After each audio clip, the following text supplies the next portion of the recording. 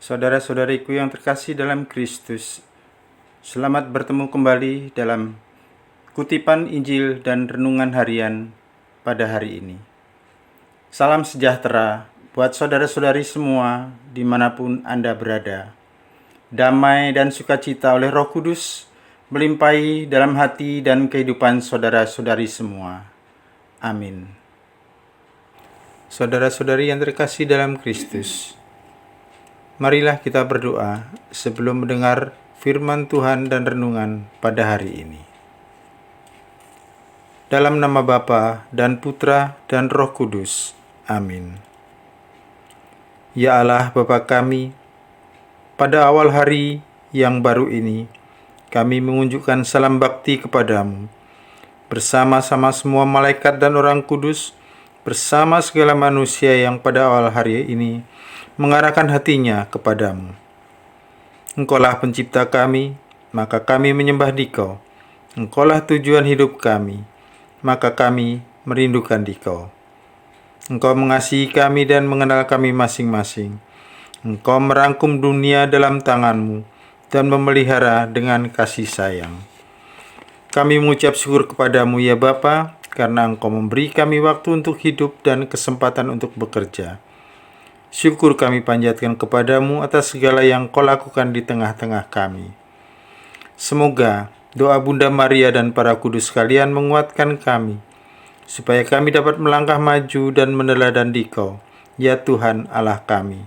Engkau yang hidup dan berdaulat sepanjang masa. Amin. Bacaan pertama dikutip dari kitab pertama Makabe bab 4 ayat 36-37, ayat 52-59. Pada waktu itu Yudas Makabe serta saudara-saudara berkata, "Musuh kita sudah hancur. Baiklah kita pergi mentahirkan bait Allah dan mentahbiskannya kembali." Setelah seluruh bala tentara dihimpun, berangkatlah mereka ke Gunung Sion. Dalam tahun 148, pada tanggal 25 bulan ke-9, yaitu bulan Kislew, pagi-pagi benar seluruh rakyat bangun untuk mempersembahkan kurban, sesuai dengan hukum Taurat di atas musbah, kurban bakaran baru yang telah mereka buat. Tepat pada jam dan tanggal yang sama seperti waktu orang-orang asing mencemarkannya, mazbah itu ditahbiskan dengan kidung yang diiringi gambus, kecapi dan canang. Maka meniaraplah segenap rakyat dan sujud menyembah, serta melambungkan pujian ke surga, kepada Dia yang memberi mereka hasil yang baik. 8 hari lamanya perayaan pentahbisan mazbah itu dilangsungkan. Dengan sukacita dipersembahkanlah kurban bakaran, kurban keselamatan dan kurban pujian. Bagian depan bait Allah dihiasi dengan karangan-karangan keemasan dan utar-utar.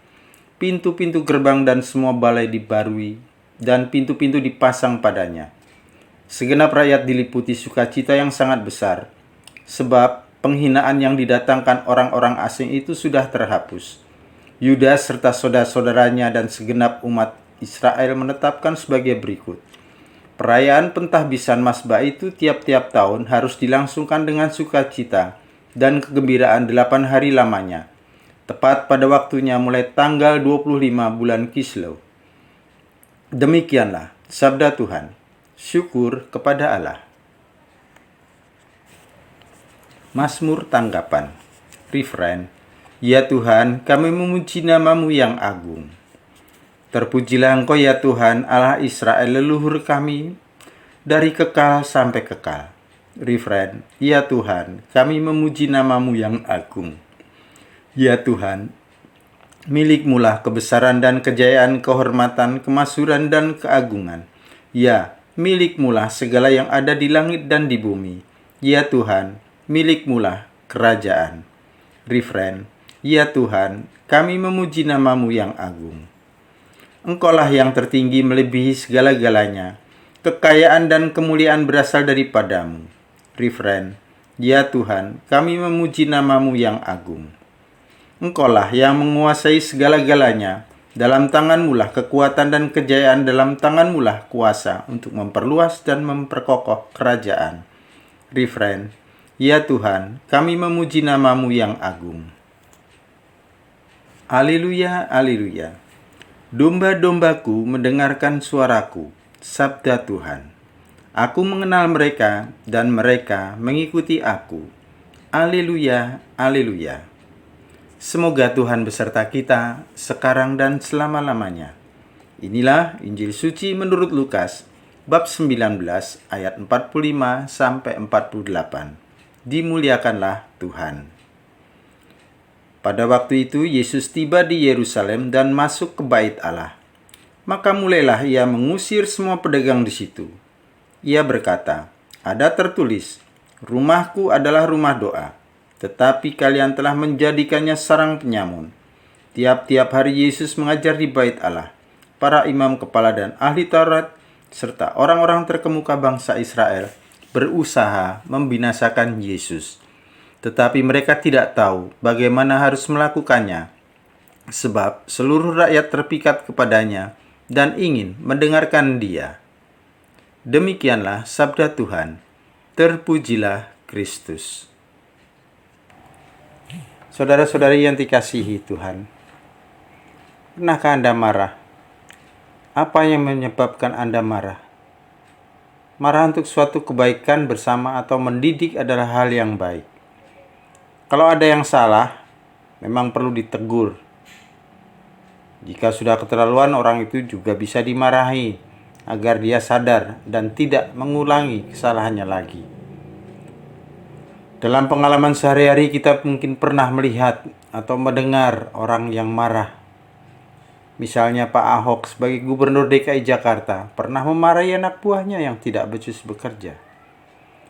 Juga ada orang tua yang memarahi anaknya yang tidak mau belajar dan terlalu sering bermain. Bahkan ada juga guru yang memarahi para muridnya yang selalu datang terlambat ke sekolah.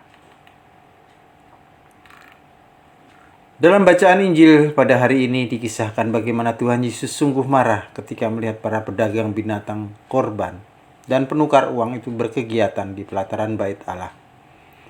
Kegiatan mereka ini menjadikan bait Allah kotor dan semrawut, juga penuh dengan kotoran binatang, dan penuh dengan kotornya transaksi uang yang tidak sehat. Para pedagang bisa menyembelih para peziarah dengan mematok harga binatang korban yang sangat tinggi. Yesus mengusir semua pedagang di situ dengan tegas. Yesus berkata kepada mereka, "Ada tertulis, rumahku adalah rumah doa, tetapi kamu menjadikannya sarang penyamun." Yesus membuat cambuk dan mengusir mereka. Kita bisa bayangkan betapa ributnya suasana waktu itu. Pelataran kaum non-Yahudi digemparkan dengan tercerai-berainya binatang korban. Ada lembu, kambing, domba, burung merpati. Lebih gaduh lagi ketika meja-meja penukar uang dibalikkan. Uang logam yang ditumpuk rapi dikacau balokan. Ya, dalam bahasa Jawanya bisa diabul-abul dan bergeliningan kemana-mana. Bagi Yesus, apa yang dilihatnya sudah keterlaluan. Tempat doa berubah menjadi pasar yang bukan mustahil disertai dengan aneka tipu-menipu. Mereka memanfaatkan kesempitan yang dialami para peziarah yang butuh hewan kurban sebagai kesempatan untuk menaikkan harga yang seenaknya. Bagi Yesus, bait Allah adalah rumah Bapa, tempat di mana umat dapat bertemu dengan Allah Bapanya. Tidak sepantasnya pertemuan kudus yang diadakan di tempat kudus dikotori oleh kotoran fisik yang terwakili oleh kotornya tempat jualan binatang korban, dan kotoran moral yang terwakili oleh penukar uang yang memakai kelicikannya. Meskipun tahu konsekuensinya akan dibenci, Yesus tetap mempunyai prinsip yang tegas.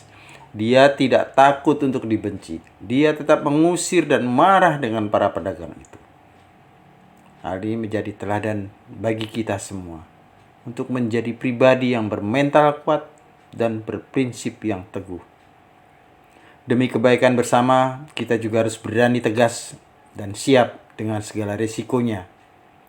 Seperti halnya kalau tidak disukai, dibenci, dan lain sebagainya.